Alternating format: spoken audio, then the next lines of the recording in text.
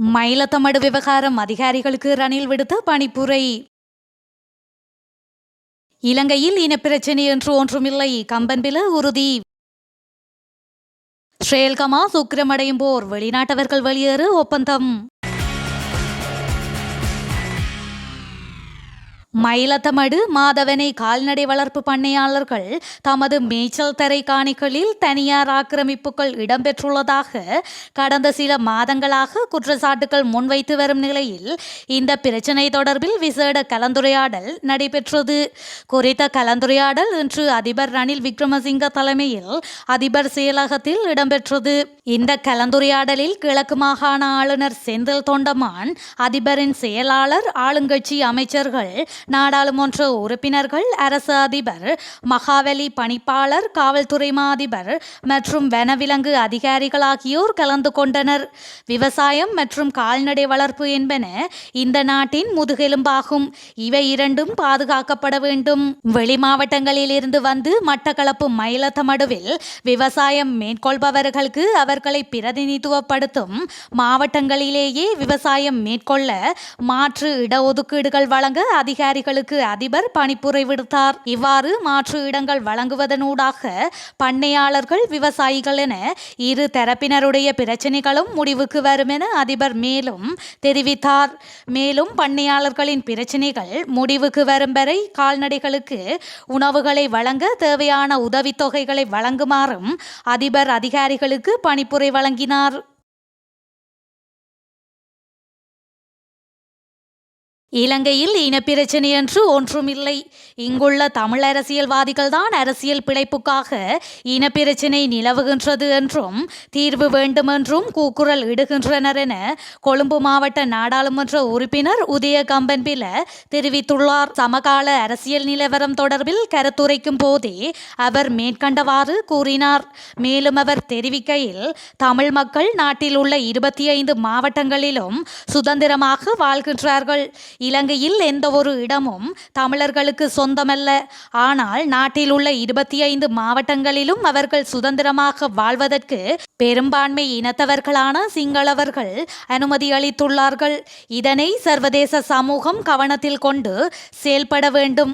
ஜெனீவாவில் எதிர்வரும் மார்ச் மாதம் இலங்கைக்கு எதிராக மற்றுமொரு பிரேரணை கொண்டுவரப்பட உள்ளது என்று செய்திகள் உலாவுகின்றன. இந்த பிரேரணைகள், தீர்மானங்கள் எதற்கு? நாட்டின் இறையாண்மையை மீறிய இப்படியான செயற்பாடுகள் தான் இலங்கையில் நல்லிணக்கத்தை சீர்குலைக்கும், இனமோதலுக்கு வழிவகுக்கும். எனவே ஜெனீவாவில் இலங்கைக்கு எதிராக தீர்மானங்களை நிறைவேற்றும் வெளிநாடுகள் பொறுப்புடன் செயற்பட வேண்டும். இங்குள்ள தமிழ் அரசியல்வாதிகளின் சொல்லை கேட்டு வெளிநாடுகளும் சர்வதேச அமைப்புகளும் செயற்படக்கூடாது என்றும் அவர் மேலும் தெரிவித்துள்ளார்.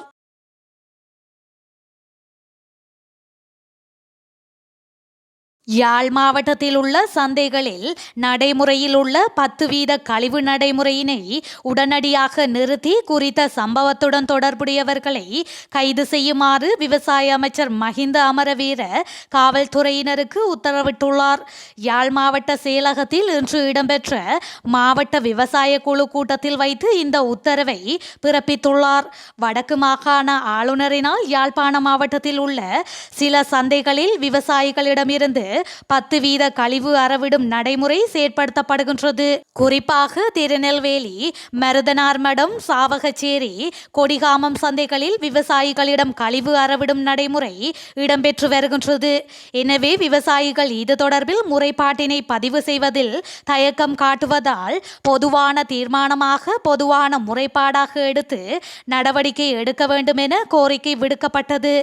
இதேவேளை இதனால் விவசாயிகள் பெருமளவில் பாதிக்கப்படுவதுடன் இந்த விடயம் தொடர்பில் ஏற்கனவே அறிவுறுத்தப்பட்டுள்ள போதிலும் அது நடைமுறைப்படுத்தப்படவில்லை எனவும் இதனை நிறுத்துவதற்கு நடவடிக்கை எடுக்குமாறு விவசாயிகள் அமைச்சிடம் கோரிக்கை விடுத்தனர். இதன் அடிப்படையில் இந்த நடைமுறையை தடுத்து நிறுத்துவதற்கு உடனடியாக காவல்துறையினர் நடவடிக்கை எடுக்க வேண்டும் எனவும் குறித்த சம்பவங்களுடன் தொடர்புடையவர்களை கைது செய்யுமாறும் அமைச்சர் மஹிந்த அமரவீர உத்தரவிட்டார்.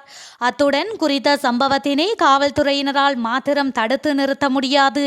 இதற்கு பிரதேச செயலர்கள், கிராம சேவகர்கள் மற்றும் பிரதேச சபை செயலாளர்கள் ஒத்துழைப்பினை வழங்க வேண்டும் எனவும் அவர் மேலும் தெரிவித்தார். கழிவு நடைமுறை தொடர்பிலான சகல தகவல்களையும் காவல்துறையினருக்கு வழங்கினால் அவர்கள் அதனை கட்டுப்படுத்தி சம்பவத்துடன் தொடர்புடையவர்களை கைது செய்வதற்கு இலகுவாக இருக்கும் எனவும் வடக்கு ஆளுநர் தெரிவித்தார். மேலும் எதிர்வரும் காலங்களில் பிரதேச சபைகள் சந்தைகளை குத்தகைக்கு கொடுக்கும் போது இந்த கழிவு நடைமுறையை நடைமுறைப்படுத்த கூடாது என்ற நிபந்தனையும் பின்பற்றியே வழங்கப்பட வேண்டும் எனவும் கூட்டத்தில் தீர்மானிக்கப்பட்டது.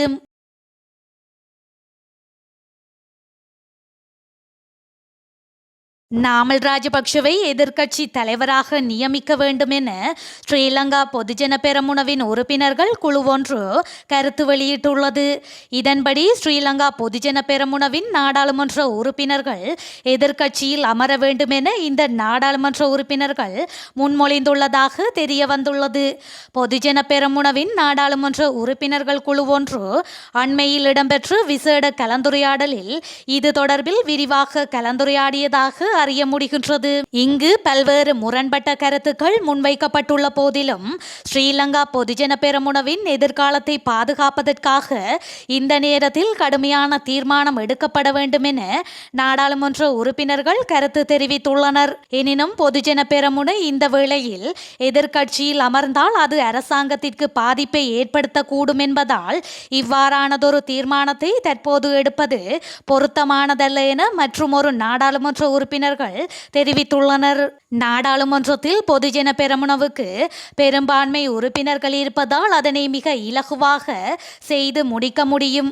எனவே இந்த தீர்மானத்தை எடுக்க வேண்டும் எனவும் இந்த குழு பரிந்துரைத்துள்ளது.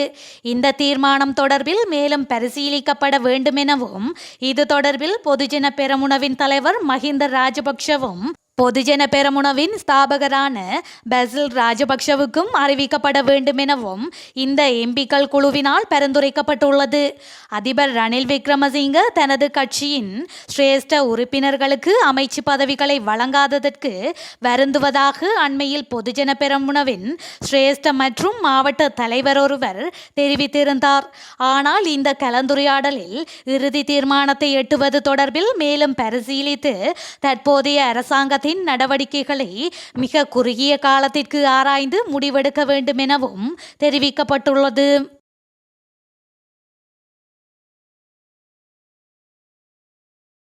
உயிர்ச்சேதங்களை ஏற்படுத்தியுள்ள காசா பகுதியில் உள்ள வெளிநாட்டவர்களை பாதுகாப்பாக வெளியேற்றுவது தொடர்பில் உடன்படிக்கை செய்யப்பட்டுள்ளதாக தெரிவிக்கப்படுகின்றது. இஸ்ரேல் மீது ஹமாஸ் அமைப்பு கடந்த 7ஆம் திகதி நடத்திய திடீர் தாக்குதலுக்கு பதிலடி கொடுக்கும் வகையில் இஸ்ரேல் காசா மீது தாக்குதலை நடத்தி வருகின்றது. யுத்தத்தில் ஆயிரக்கணக்கான மக்கள் உயிரிழந்துள்ளதுடன் உயிரிழப்பு அதிகரித்தும் செல்கின்றது. இந்த நிலையில் காசாவில் உள்ள வெளிநாட்டவர்கள் பாதுகாப்பாக எகிப்து வழியாக வெளியேறுவதற்கான ஒப்பந்தம் அமெரிக்கா, இஸ்ரேல், எகிப்து இடையே ஏற்பட்டுள்ளதாக எகிப்து அதிகாரிகள் தெரிவித்துள்ளனர். காசாவில் உள்ள வெளிநாட்டவர்கள் அங்கிருந்து வெளியேறும் நேரத்தில் தாக்குதலை தவிர்க்க இஸ்ரேல் ஒப்புக்கொண்டதாக எகிப்து அதிகாரிகள் தெரிவித்தனர். இந்த ஒப்பந்தத்தை பலஸ்தீன ஆயுத குழுக்களும் ஹமாஸ் உள்ளிட்ட அமைப்புகளும் அங்கீகரித்திருப்பதாக இதற்கான முயற்சியை மேற்கொண்டு கட்டார் தெரிவித்துள்ளது. காசாவில் இருந்து ரபா முனை வழியாக வெளிநாட்டவர்கள் எகிப்துக்குள் செல்வதற்கு எகிப்தும் ஒப்புதல் வழங்கியுள்ளதாக தகவல்கள் வெளியாகியுள்ளது.